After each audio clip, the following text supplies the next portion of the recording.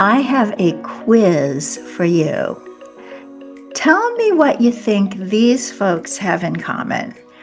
Alfred Lord Tennyson, Francois Voltaire, Robert Browning, Queen Victoria.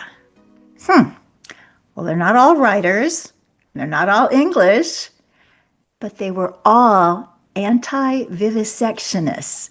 That's a little bit of an archaic term, but that means people who are absolutely outraged that living, feeling animal beings are used for scientific experiments, to learn things, to test things, and it's been going on since ancient Greece.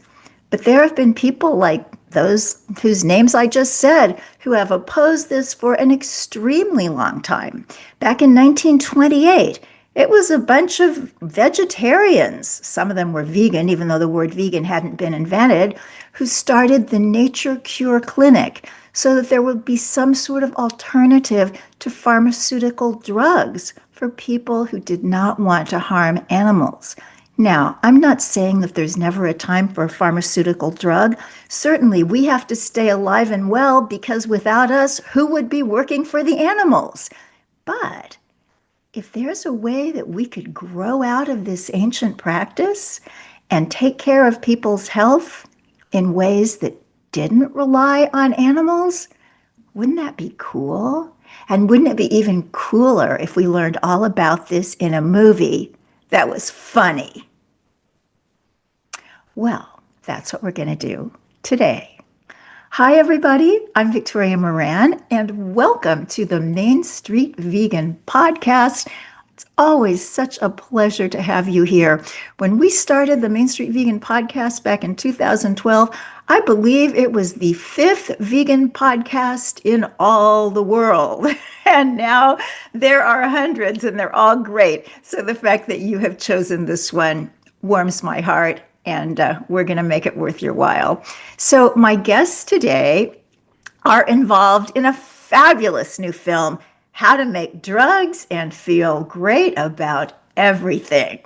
So Journey Zephyr is on the show for the first time today. He is a documentary filmmaker who has specialized in films that promote technology as a means of obviating animal use in industry. And also back for, I believe it's the third time, I think, is Keegan Kuhn. And he is the award-winning documentary filmmaker, director, and musician known for films on social justice, particularly those related to the environment and animal and human rights, such as Cowspiracy and What the Health. Welcome, gentlemen. Thanks so much for having us. Thank you Such a very much. pleasure to have. And I usually only have one guest, so it's going to be so cool to have two of you. So those of you who are watching on YouTube at Victoria Moran NYC, you can see who's talking. But those of you who are listening as an auditory podcast, maybe guys, if I don't call you by name, you could let people know which one of you is speaking so people don't get confused and frustrated. Because there's enough that's frustrating that's going on in the world now. And one of the most frustrating things is the way animals are treated in so many areas. So, Journey, this documentary, which was fun and funny, and how you can do that with a subject this serious is something to talk about. So, where did it come from, and what was your goal? Well, I have to give Keegan credit as a co-writer that we were able to make it funny and entertaining. It came from I struggle with depression, and I was dealing with looking at avenues of treating that and helping myself with that, and that included looking at antidepressants and coming to find that some of the methods that antidepressants are tested against are arcane and absurd sounding, and it led me down a path of looking at how we use animals in science for biomedical research and drug development, and it turned into so much more than I had an idea of what animal testing was about, but once you go down the rabbit hole, it's a lot more wild. So tell us what that means. I think most people, certainly most of my listeners, are vegan, they're animal people, and they know it's bad, but probably wouldn't use the word wild. So tell us a little more. I guess to start, I would say that it's what I had a sense of animal testing, and very quickly within getting prepared for this film, reading and looking at interviews, it seemed like we had a debate that was frozen in the 90s in terms of what the realities on the ground were, the kind of difficult trade-off that is often presented to the regular public of, well, of course, there's these very bleak circumstances for animals in the best case scenario in laboratory research. But on the other hand, if you want cures and treatments for human beings, then this is kind of the bargain you have to make. And what we found in the course of making the film is that not only are the benefits of animal testing often overplayed and somewhat glorified. Something magical just happened. We have acquired a fourth person. So, before returning to Journey with that question that I was going to ask him, I would like to introduce everyone who doesn't know her already to Aysha Aktar. She is a neurologist and public health strategist, MD, MPH. She's co founder and CEO of the Center for Contemporary Science, who are committed to replacing ineffective animal testing with superior biology based methods. And Aysha is one of the experts in the film. So, welcome, Aysha. Hi, thank you for having me. Sorry, I had to pull the shades down. I just realized that the sun glare was too strong.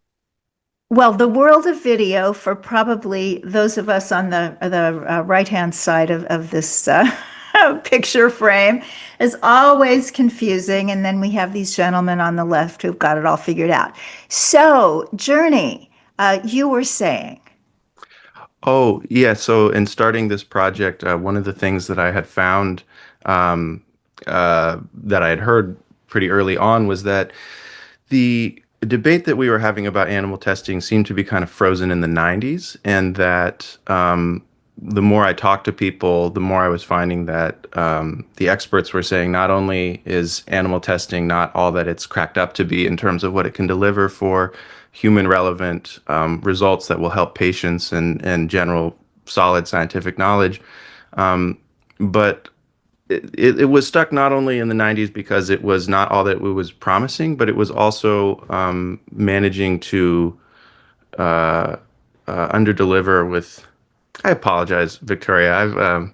I've lost my mojo, as it were. I guess you could say that, it was still following the old debate that was set up by the industry for animal experimentation, which they used to always say that it was either you had to choose between your dog or your child.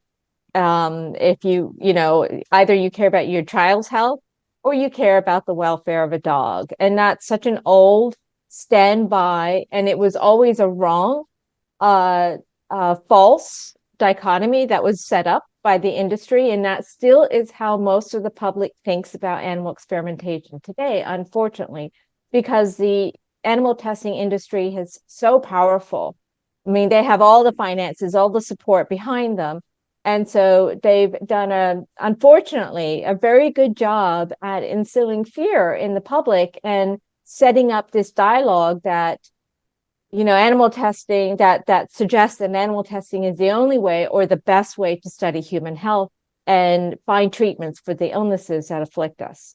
Does that help, Journey? Is that that kind of what you're saying? that's very helpful. Okay. Yes, yes, When in doubt, call a doctor. that's right. And so, Keegan, let's bring you in here. What's your involvement in the film? Yeah, so Journey and I have worked together on some other projects before, and we were talking about how the fact that there hasn't really been a film about animal testing in quite some time, and particularly an effective film. But there is a challenge, right, to get people to want to watch a film about such a heavy subject. And so we thought, well, what does a creative, unique way of getting audiences who would otherwise not watch a film about animal testing to tune in. And a big part of that was writing. And so I co-wrote the film with Journey, and Journey obviously is the director. I'm also a co-producer on this, co-editor, quite a number of things. But it was really working on shaping the story of this and making this much more a human-centric story versus a non-human animal-centric story, because a lot of the animal testing films have really been focused on the animals and focused on ethics. And the motivation and kind of focus of the film How to Make Drugs is from a very human-centric perspective, that we touch on ethics, but this is really about how do we find effective treatments for human beings. There are hundreds of millions of people around the world suffering from chronic diseases and potentially curable diseases that have been stalled in any sort of effective treatment because they're quagmired in this outdated use of non-human animals in research. And it seems that even beyond our obvious being appalled at what happens to animals, I learned in this film that it slows down getting drugs out by years. Can you riff on that a bit, Dr. Akhtar? Sure. Well, so the way the Food and Drug Administration currently operates is that it requires for every new drug or vaccine to be tested on at least 2 different animal species before they can move on into human clinical trials. So that means by default, every drug and vaccine is tested on animals. Now, what we have learned and has been coming out, and even the FDA now has recognized this, and so has the National Institutes of Health, is that 90 to 95% of all drugs and vaccines that go on to be tried in human clinical trials end up failing. They fail because they are unsafe or they don't work. So what that means, since every one of them have been tested on animals, is that 90 to 95% of all drugs and vaccines that were found safe and effective in animal tests end up being unsafe or ineffective in humans. This failure rate comes at a tremendous cost. So it comes at a cost to the animals, obviously. It comes at a cost to the people who are enrolled in clinical trials, who are expecting that the products they take will be safe because they were tested on animals. So many people, thousands, hundreds of thousands of people have been harmed because of misleading animal experiments. And it comes at a cost because each time there's a failure, that means that all the years, all the money, sometimes our tax dollars, because if it's funded by NIH, those are our tax dollars that go into funding these testing methods and these drugs and vaccines. All those years, all that financial cost ends up going to waste, ends up leading to no effective treatment.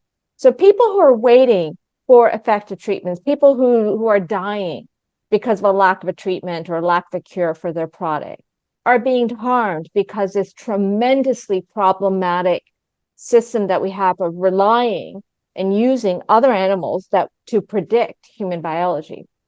The flip side of that is also that because these animal tests are so misleading, we are concerned, and it very likely has happened, that we've actually missed out on effective treatments and maybe even cures that would have worked and would have been safe in humans, but they were abandoned because they did not work or were not safe in those animal species in which they were tested. So that's the other flip side, is we have probably missed out on some really good treatments because of misleading animal testing.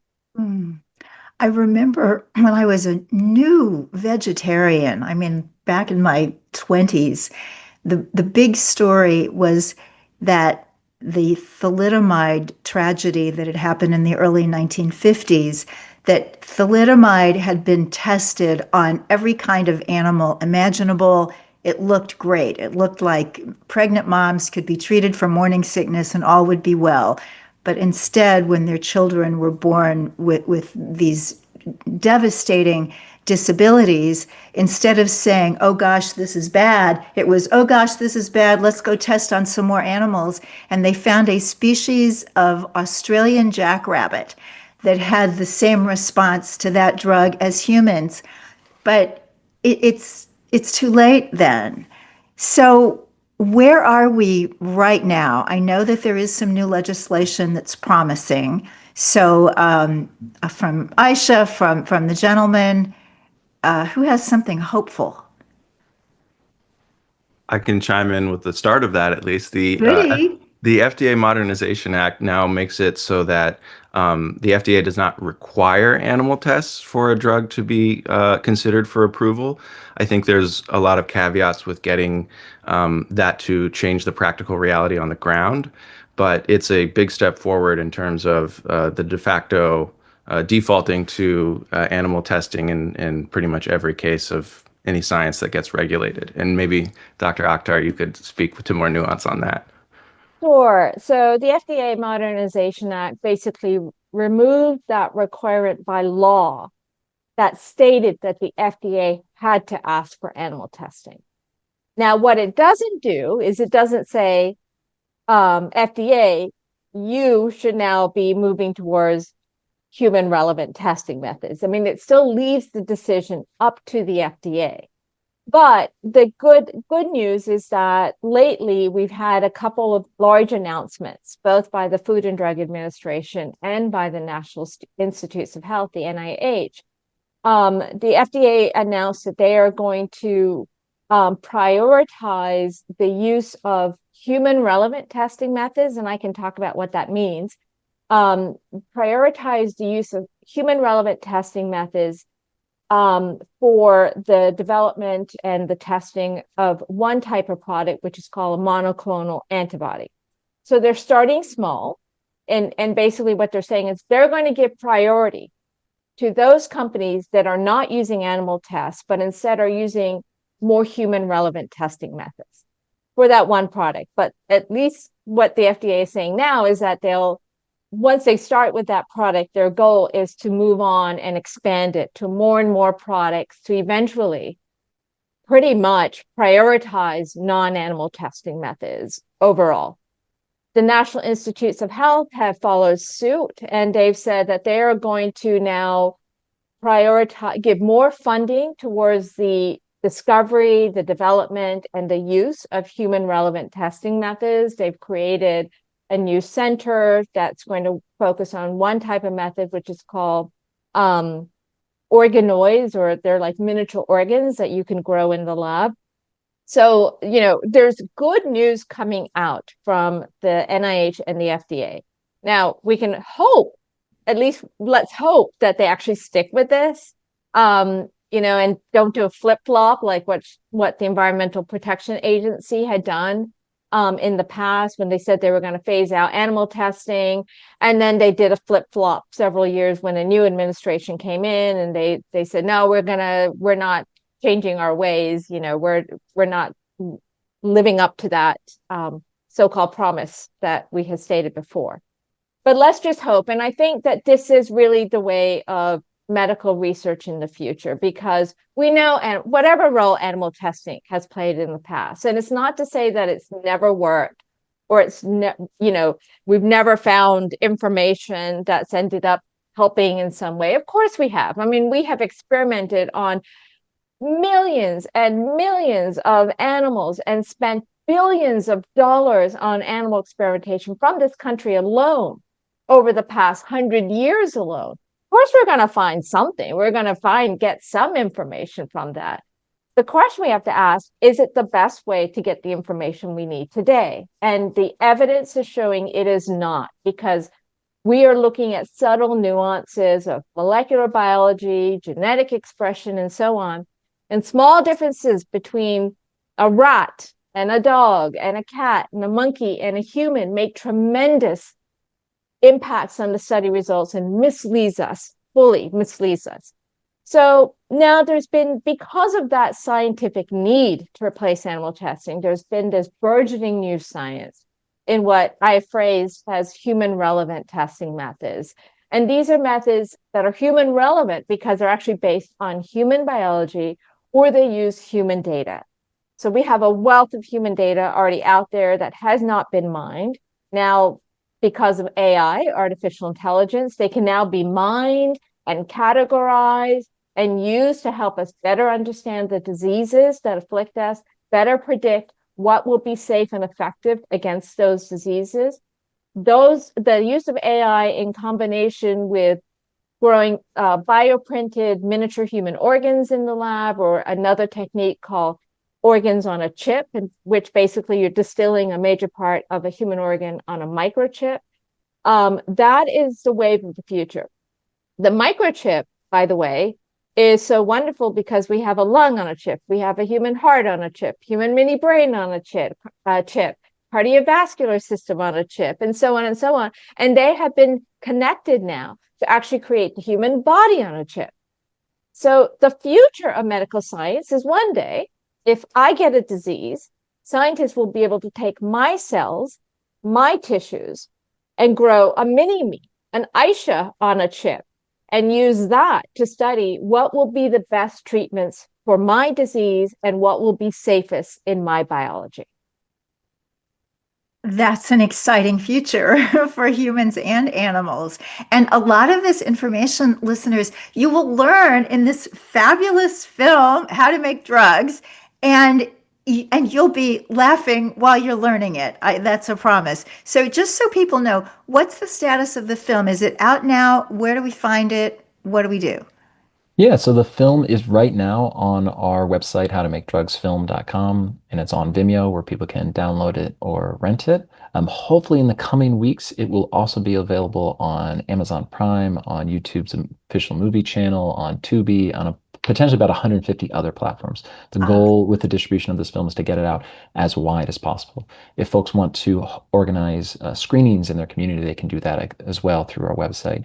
So Oh, again, trying to just get this information out as wide as possible. Sadly, the mainstream distributors um, passed on the film. It was a bit too controversial, and sadly, the whole landscape of documentary filmmaking is shifting towards true crime and not necessarily towards comedy documentaries.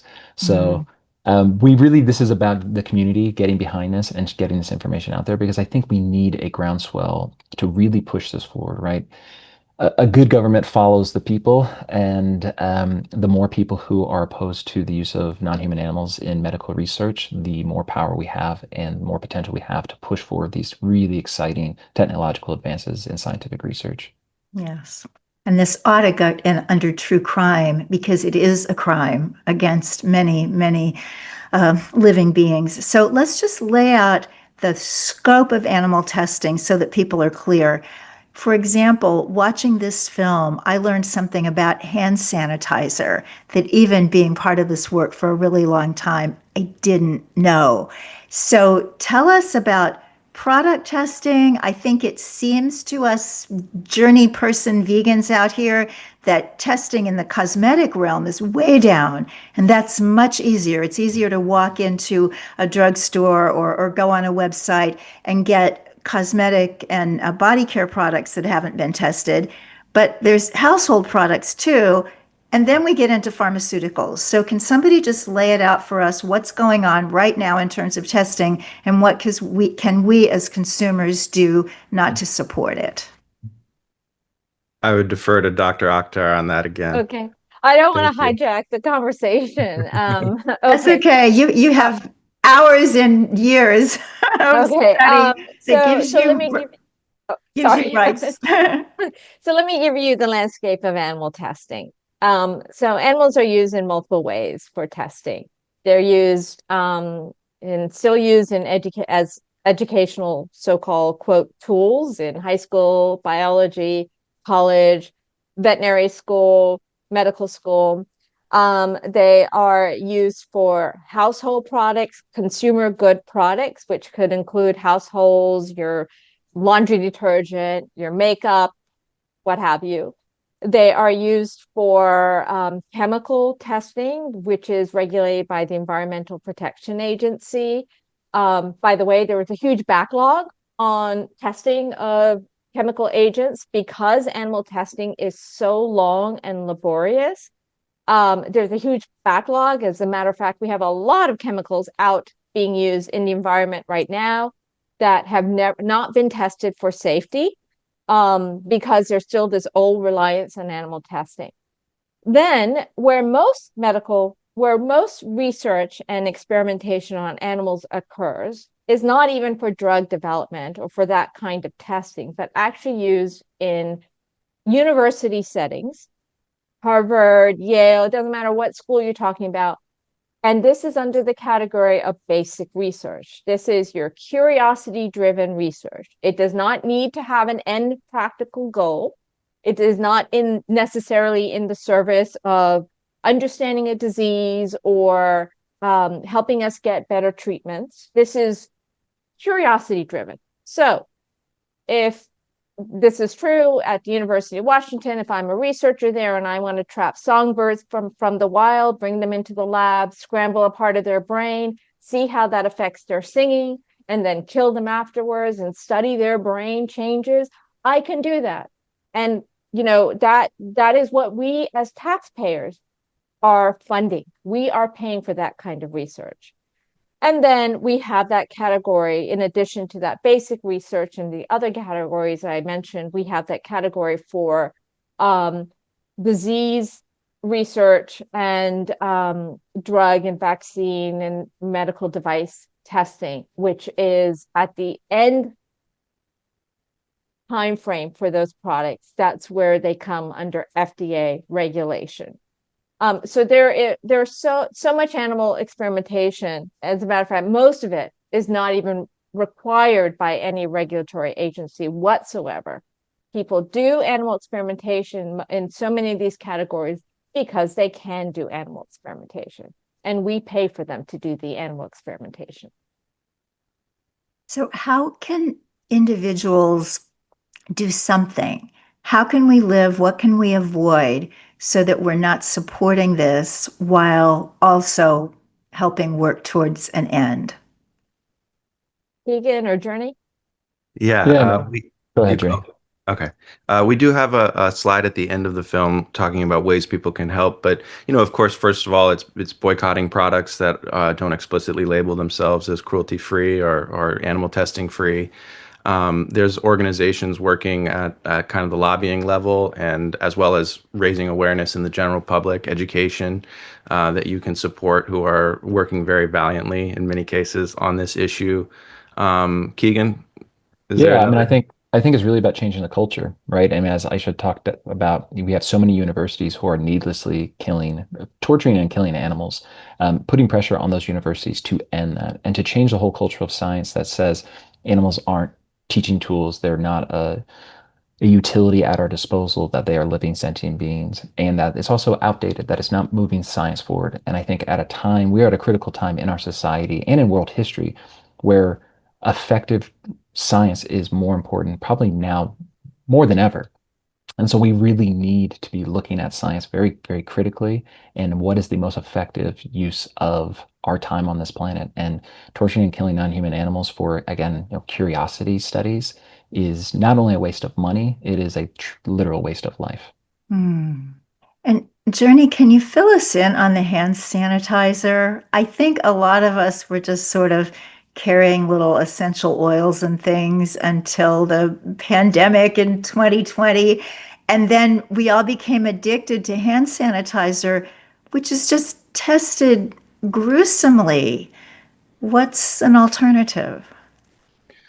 Yeah, I'm not sure about a moment of hand sanitizer in the film, but we do have a lot of talk about how the toxicological screening, as Dr. Akhtar alluded to, is um, it's not doing its job. There's a backlog under TSCA that prevents us from having all the information we need on whether or not a product is going to give you cancer or in some other ways cause you harm. A lot of the toxicological test methods are from the World War II era and have never been formally validated. So you'll hear things about, well, this is what happens when you put this chemical into a rabbit's eye, or if you force feed it to a rat, but it doesn't necessarily tell you what's going on in a human system. And furthermore, the new methods that obviate animal testing are appropriately held to a higher standard, but it is worth noting that there is a double standard when looking at, you know, what we expect of these newer methods versus things that are just sort of grandfathered in on the fairly unsophisticated notion of, well, let's see what happens when we, put this in a rabbit's eye or something like that. Yeah, it's outrageous, but there is a lot of it's a run on the line between hope and tremendous frustration because it seems like we have a win-win situation where you can get better science, better treatments, and less animal cruelty. And it's less expensive, it's less environmentally costly. I mean, it's just win-win across the board. And yet, as the two other speakers have alluded to, we have a culture that is um, kind of married to this, and there's a cultural inertia more than there seems to be a technical barrier that is preventing us from moving on and into this win-win scenario. So you talk, Journey, about a civil liberties angle to this film. So what's that piece of it? Yeah, so we show the tip of the iceberg with that. We spoke to an activist named Andy Stepanian, who he was involved in a movement to pressure companies to divest from a company called Huntington Life Sciences, where that's a contract research organization that had been using animals to test products on behalf of other companies and be able to say, oh, this does or doesn't have this effect. And there was a lot of undercover footage coming out of different laboratories that they had that showed really horrific abuses. And in the case of Andy Stepanian, he was engaging in different forms of activism that all fell pretty clearly under the First Amendment as just standard First Amendment protected activities. But because of something that ultimately became the Animal Enterprise Terrorism Act, which is that's its whole own story, but it's a piece of legislation that is in many ways handcrafted by the industry it's supposed to regulate to essentially label protesters and political enemies of this industry as terrorists, even if they're engaging in nonviolent protest. And so in Andy's case, he ends up in prison for about 3 years. Near the end of that sentence, he's upgraded to something called a prisoner of inspirational significance and moved into a part of the prison where they also keep suspected Al-Qaeda members and people who are considered the worst of the worst. And this is a guy who led protests against videos of really horrific animal cruelty.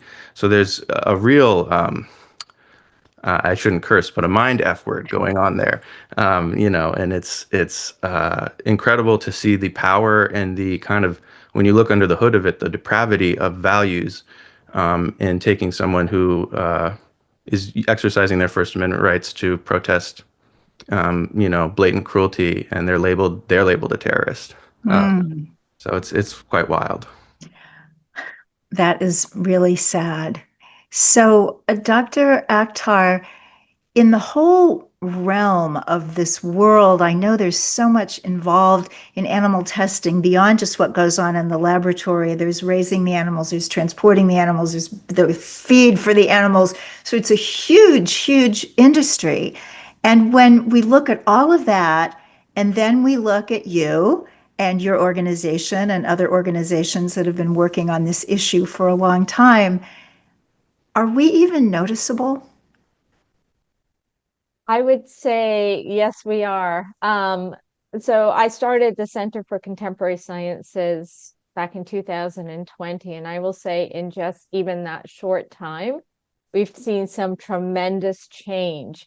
And at least in how people are talking about animal experimentation and talking about the need to replace it. This is mostly coming not necessarily from the angle of, oh, we care about the suffering of animals, but it's coming mostly from the human health side of things. But regardless, if it replaces animal testing, then it's good. As I think Journey, or maybe Victoria, you said, it's a win-win either way. But so in just the 5 years, we've seen the passage of the FDA Modernization Act, which is a small step, but a step. We've seen FDA come out make this announcement about monoclonal antibodies, prioritizing human relevant methods. We see NIH making their announcement that they're going to start putting more funding towards human relevant testing methods. And we've actually seen acknowledgement on the part of both agencies that animal testing is failing, that animal testing is misleading us. And that acknowledgement alone is significant. It is significant. It's the first step to moving away from animal testing. And the acknowledgement that we need methods that they've actually said that are human relevant or human based. Phrases actually that my organization started putting out there, and so happy to see these major institutions now using them. But the acknowledgement that we need methods based on human biology and human data, that is also a very significant step. Significant impact so far as starting to change the mindset within these organizations. Now, has it led to any real impact for the animals? Not yet. And, we can only hope that it will, that this commitment will stay and it will expand. This commitment by the agencies will continue to expand. So, we keep showcasing, like my organization has done. We've showcased why we need to move away from animal testing. We've showcased what these marvelous new techniques can do, and how much further ahead we could be in medical science if we put funding away from animal testing and towards these new methods. And who knows what new methodology is yet to be discovered, what new amazing method is yet to be discovered if only we put our funding there. So we've started the ball rolling in that direction, and the momentum is starting. The momentum is growing. So yes, we actually have seen an impact. Oh, that's thrilling. Absolutely thrilling. And then we have this great movie to watch, and then we'll learn so much more and have a good time too. So the website, as we heard, was howtomakedrugsfilm.com, and all of the URLs for the social media and the websites for all three of our wonderful guests and my current favorite documentary will be in the show notes at mainstreetvegan.com. And just to throw in a little bit of Main Street Vegan news, while you are over there at mainstreetvegan.com, there is a free recipe e-guide that goes with my latest book, Age Like a Yogi. And of course, I would love it if you want to buy my book, Age Like a Yogi. It's a book, and audio and all kinds of ways to get that. But if you just want to make some really good food that will help you age like a yogi, we've got recipes from all sorts of wonderful recipe creators. They are vegan, of course. They are also Ayurvedic, and they are also youth promoting, because Ayurveda's got this very cool idea that everybody, when they're kind of over 50, over 55, they get a little bit more influence from something called Vata dosha.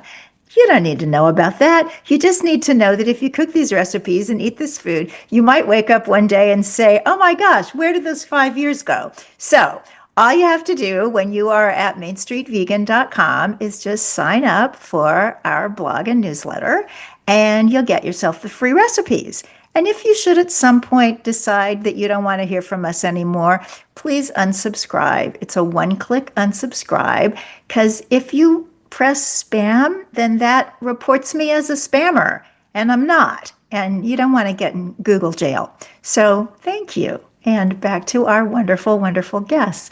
So Journey, I wanted to talk with you a little bit as we wind down about this issue that led you to make this film in the first place, which is mental health.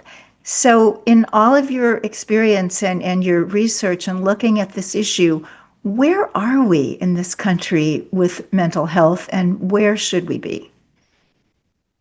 Well, that's a big question. I'd say we're not in a great place with mental health where we are in this country, and there's a lot of causes with that. There's this term diseases of despair goes around, and as far as it relates to animal testing, I think as it relates to other kinds of illness, it's about finding methods that are relevant to human biology. Insofar as biology is a factor with depression, it certainly is one factor. There's other elements that go into an illness like that, and it can be in many ways a social disease, and you have to, I've found, you have to attack it from all kinds of angles. But I know many people, including people who are very close to me, who have found some real relief, some necessary relief with pharmaceuticals. And I think the important thing is, as with the rest of the frontier of science that we're talking about, is improving methods so that we get more good results for people with less risk. Unfortunately, there are other individuals I've known who have committed suicide after getting on the wrong medication, essentially. And, there's a lot of complicated factors that go into human behavior and psychology. But I think living in a world where we have more accurate science as the foundation of whatever medicine we're putting inside of ourselves, and also a window to look out of that doesn't have so much unnecessary cruelty and waste as we have in this industry. Waste not only of animal lives, non-human animal lives, but also of, and nor just of money, but also really the talent and genius of our scientists. There's a lot of really incredible people who are completely turned off or turned away, or in some cases getting PTSD themselves for having to do experiments on animals that even their supervisor might tell them, stop asking about the just how meaningful this is. Just keep your head down, do the work, and get out. We talked to some scientists who were in that position. So whether it's the mental health of me on the consumer end or the mental health of the people in the process making this, this is an issue where, again, we have, unfortunately, a mostly lose-lose situation that we could swap out for a win-win situation in a big way. And the goal of this film is to show that debate is very much in play, and we can have a lot better situation, not only acknowledging the limitations of animal testing as methods and models for human health and behavior, but also looking at this incredible new technology that we have that obviates so much of the ugliness we're told that we have to accept in order to get, in some cases, nowhere with some diseases. That is a lot to think about. And it does seem that in almost every case, certainly every one that I can think of, when we make things better for the animals, when they're liberated, things are better for humans too, because we really are all connected.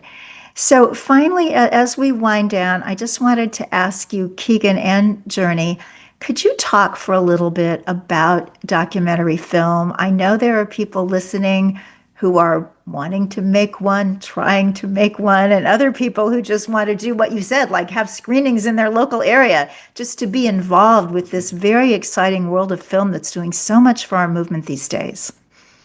Yeah, so How to Make Drugs is my 10th feature documentary that I've produced. So I've been on this road for a while. The documentary world is always forever shifting, and documentary distribution is forever shifting. For anybody who's interested in getting involved in documentary filmmaking, I recommend to always start small. Build a shed before you try to build a house. Make a short documentary. There are amazing activists, there's amazing organizations who need films made about them. Find those folks and highlight them. And that's what we've tried to do with pretty much all of our films, is try and highlight the activists and the researchers and the scientists and the politicians who are pushing society forward. Um, and just learn the skills of being an effective filmmaker and effective storyteller. That's what we've really tried to do with all of our films. And yeah, the more films that are out there, the better. And we just have to keep pushing to shift culture towards a more compassionate, more sustainable, more sane way of living. Well, you have the most wonderful track record, and your films have done and continue to do so much to change things. And I'm just going to be really brave and say that if there is any fledgling filmmaker out there that wants to make a short documentary about something in our world, I'd love to have one made about Main Street Vegan Academy. We've been around for 13 years, and we've got vegan lifestyle coaches in 32 countries on 6 continents. And gosh, wouldn't it be cool to have a documentary? Okay, so famous last words. Dr. Akhtar? About the filmmaking industry? No, about the whole, everything that we're talking about today and your part in it. I'm just grateful for people like Keegan and Journey who are going against the grain, trying to fight the entrenched establishment to try to get this information out. And it gives me hope when I see more and more people join and work hard to get this information out.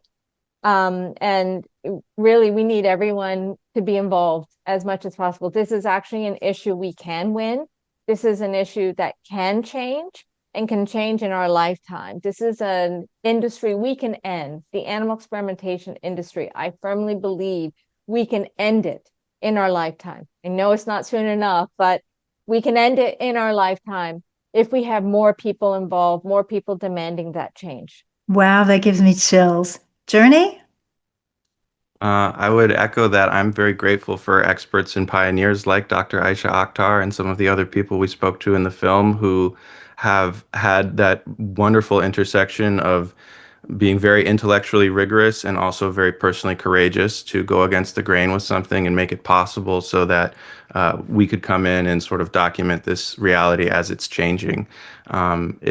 It gives me a lot of hope to be able to live in an age where you can email virtually any expert. And in the case of so many of the people in this film, they're so patient and so kind and so generous with their expertise. So I would say to remember that to any up and coming filmmakers, and certainly it's just something I'm very thankful for. Oh, that's wonderful. Well, I am very thankful for all of you and the fact that you made this really, really dazzling film. I mean, everybody, seriously, you got to watch it. I mean, I know I recommend a lot of stuff, but not much of it do you get to have some really good laughs as well as learning some really important information. So, everybody, thank you for listening. Thank you for all you do. Thank you to my wonderful guests, and for all of us. Let's go out and make Main Street vegan.